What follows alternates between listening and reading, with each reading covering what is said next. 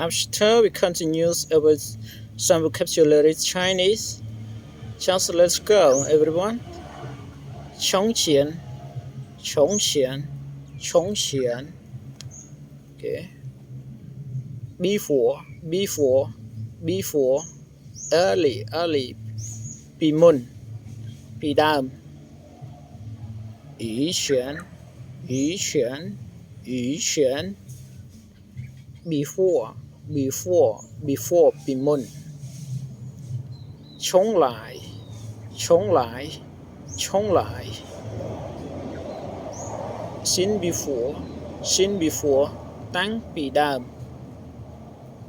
過去 過去 過去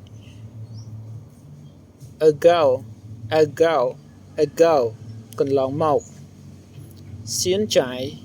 現在 hiện tại now, now, now ឥឡូវនេះ 將來 將來 將來 future, future អនាគត bán tiền,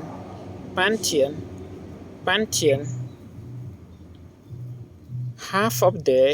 half of day កន្លះថ្ងៃ Okay.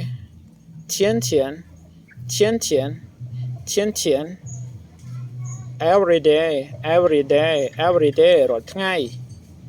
每天每天每天 every day រាល់ថ្ងៃ半夜半夜 midnight, midnight ពេលកណ្ដាលត្រៀតពិនយាពិនយាពិនយា half of man, half of man